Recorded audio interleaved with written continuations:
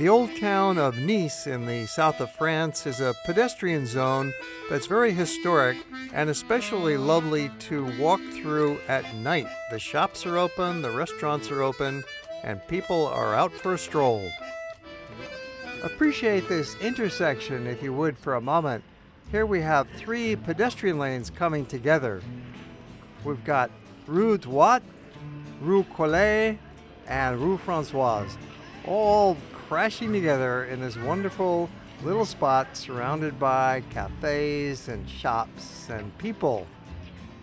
The Old Town is perhaps the most interesting part of Nice, fascinating for its labyrinth of narrow streets, picturesque and animated peoples and buildings expressing something Italian in their general character. Now it's early evening, which is a magical time to be out strolling, of course, with the twilight and the shop lights. Very safe, very friendly, lovely place to stroll. And in the evening, the old town is alive. The shops stay open, especially in this tourist area. The shops are open till 9 p.m., some of them even later. Many of them do close in the afternoon for siesta. We are in the south of Europe and they follow that traditional custom. So it might not be best to stroll here at 1 p.m. or 2 or 3 o'clock. A lot of these stores are closed, but they'll be reopening at 3 or 4 o'clock. Rue du Collet is one of the main lanes of the old town. It'll change names a few times up ahead, and it just wanders, it meanders. It's not quite straight. There's a little bit of a curve here and there. You've got some cafes, you've got tourist shops, you've got local shops, and people out walking, especially here at twilight. This is perfect. As you walk along Rue du Collet, you will soon arrive at this little intersection. It's a charming spot where three lanes come together. It's called Place Centrale. And at this little place, it's a simple little affair.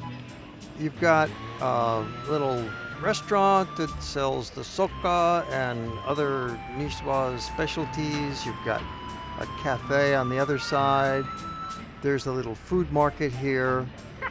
You can buy some gadgets and gizmos.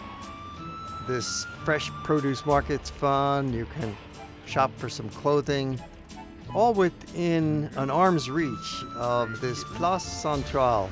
A few hundred years ago, this was already a very old part of town and had become somewhat run down and dilapidated.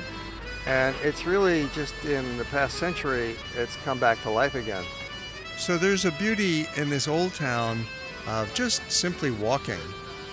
Now, it's often overlooked, for example, in guidebooks or in historical memoirs, or even dismissed as a place that's kind of dark and narrow and congested, but it really deserves to be front and center when you come to visit Nice.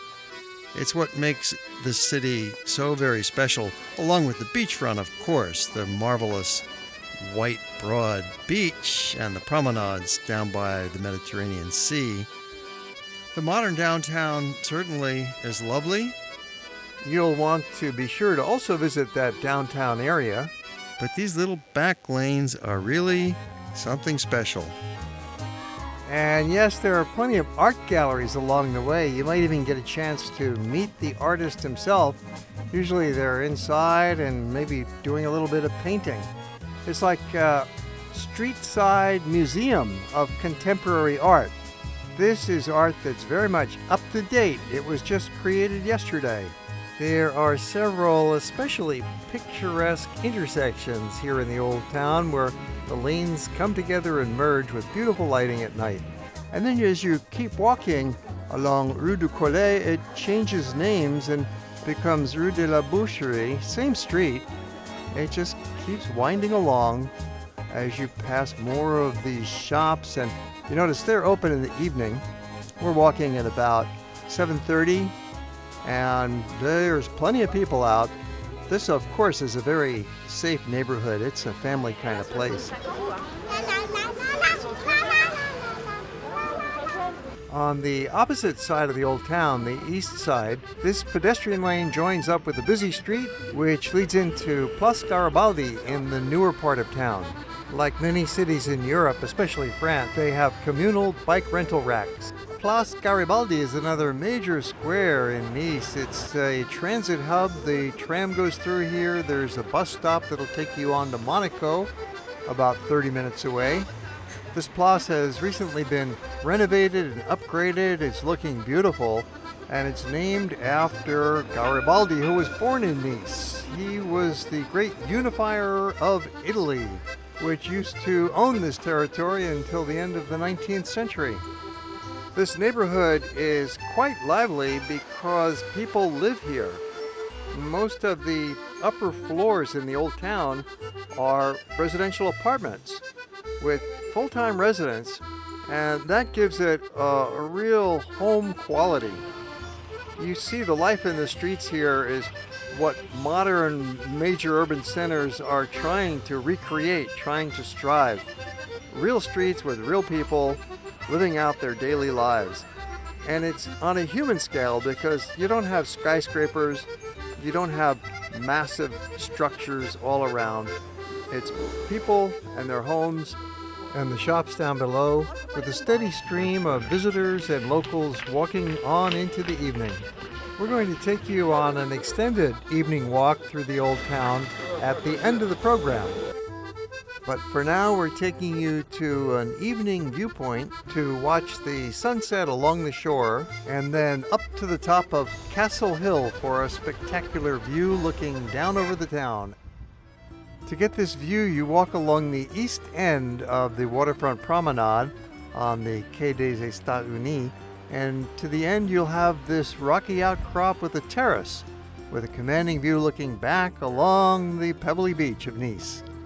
The view gets even more spectacular when you go up to the top of Castle Hill, or as they call it, the Chateau. Here's a quick view from Google Earth showing how the hill of the castle towers over the old town of Nice and the city beyond. The easiest way to get up to the top of this hill is take the elevator. You pay a small fee, it's about €1, and it's well worth it. Otherwise, you've got to walk up a huge staircase. It's the equivalent of going up over 100 meters high. So it's really way up in the sky. You don't want to walk it if you can avoid it. So take the elevator. It's quick, it's simple, especially late in the day like this. There's no crowd, there's no line, and you come out on top and start enjoying the view. And right away you're looking down on the old town and the Cours Soleil. There's all the booths getting ready for the next morning's market. There's a map posted to help you find your way, to locate viewpoints on both sides, but it can be a little confusing. There's no signs on the paths. You want to go up this unmarked staircase. Don't go straight on the main lane because that does not bring you to the top. And you can walk up a little higher.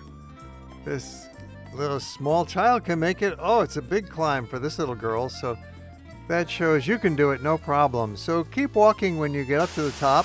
They even have a waterfall. It's an artificial waterfall that was put here in the 1830s to help attract the tourist nobility from England and the rest of France to come on down and visit Nice. The shoreline view gets even better as the night lights come on. While you're up on the hill enjoying the town view, be sure to walk to the other side of the hill for the harbor view. And there's a beautiful green park in between. Looking down from the other side of the hill, you see the small boat harbor called Port Olympia, and in the distance, Cape de Nice. It's believed this Castle Hill was the site of some of the earliest settlements in the area. They lived up here for self-defense. In very early times, the Ligurians, who were the first inhabitants of Nice, had their dwellings up on the rock of the castle.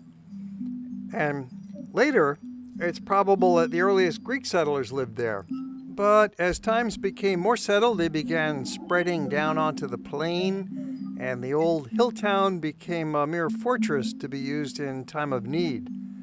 And a fortress it remained, developing as centuries followed each other into a great and impregnable castle. Another way to get up here and back down is on the tourist tram. If you have the patience or the proper timing to stick around for the late sunset, it reaches the visual peak. This is really grand with the lights blazing down below, the golden sunset off in the horizon.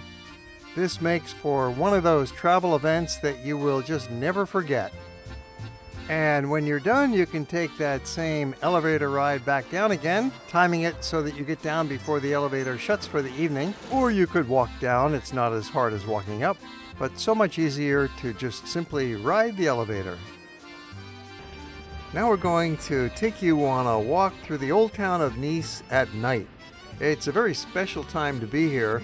Shops are still open until 8:30, 9 o'clock, depending on the season. Restaurants and bars, cafés, of course, go well into the night. There's always lots of people around, so it's a friendly and interesting place to roam. This old town is so attractive that just seeing it during the daytime, which you've probably already done, it's not enough. You want to come back and enjoy it once again at night when it looks like a different place with this special twilight ambience. Depending on the season, it might be this dark at 6 p.m. in the winter, for example, or at 9:30 in the summertime. Either way, that period just after twilight is the most magical time to be out. You've still got a little bit of lingering ambient light in the sky, and the shop windows are on, the street lights are on, and it's very lively. Walking through these narrow, dark lanes illuminated by shop light, enlivened by people passing by, makes you feel like you're in one of the dream places of the earth. You have to give Nice time and get out of your rut before you awaken to its unique characteristics. And then if you detach yourselves from the amusement seekers, the time killers, the apathetic, the bored, and the blasé tourists, you begin to realize that the metropolis of the Riviera is a world in itself, a reservoir for exploration and reflection. Nice is the largest city along the Côte d'Azur, and with a population of about 1 million, it's the second largest French city along the shores of the Mediterranean after Marseille. Makes an ideal home base for seeing all of the sights along the coast. It is one of the most beautiful places and offers a large number of hotels and restaurants in all price ranges. Nice is centrally located with excellent rail and bus services that connect all of the towns along this coastline. And as we're walking along through the lanes here, there's not really a lot to describe. It's mostly interesting visuals, just seeing the shops and the people, the old buildings, the architecture, and it does bring to mind the very old history of Nice. So as we walk along, let me just reflect a little bit and tell you some about the very long history of this city in the south of France. 3,000 years of history boiled down to 3 minutes. Several hundred years ago, nearly the entire population lived in the old town. That really was the entire city. There was a few people living up on the hill, and a few around the bend over by the harbor, a few houses scattered, of course, up in the hillsides in the interior, but one could imagine that at least 90% of the population was clustered right here in what is now the Old Town. Well, the history of Nice, you can imagine, is very long and tangled up with a lot of warfare and a lot of different tribes of people coming through, because Nice has always been on a frontier. Even today, it's very much close to the borders of Italy, and being on the Mediterranean, it's really a frontier with the north coast of Africa as well. And this has always been the case for thousands of years. It's been a crossroads. The Riviera first enters into the actual historical period about 6 centuries before the birth of Christ, with a group called the Phocians, who came ultimately from Greece. They were living along the shores of the Mediterranean and were battling with the Persians, and ended up over in this part of what is now the Riviera. These early Greek settlers were often harassed by the native Ligurian tribes, and so these Phocians appealed to ancient Rome to intervene and help them out. And this was in 154 BC. And this is what brought Rome into the picture. And they stayed and occupied the area for the next 500 years. And the Mediterranean coast was declared a Roman province, which occurred in the reign of Augustus about 2,000 years ago. By about the 4th century AD, with the decline of the Roman Empire, Christianity became pretty well established. And then by the early Middle Ages, the Nice area attained some commercial importance. The French Revolution of 1789 affected Nice from a variety of reasons and ended up by making it part of France, which it remained until it then detached from France in 1814. At that time, Nice was once more united to the fortunes of the House of Savoy, a royal family then based in northern Italy, bringing a strong Italian influence to the area. And so it remained for close to half a century, when further political developments brought about its return to France under Napoleon III. It's been French ever since. At the same time, in 1860, construction of the railroad was completed and the beginnings of the tourism boom started. Travelers could now arrive easily from all over Europe, and Nice took off as one of the great centers of tourism.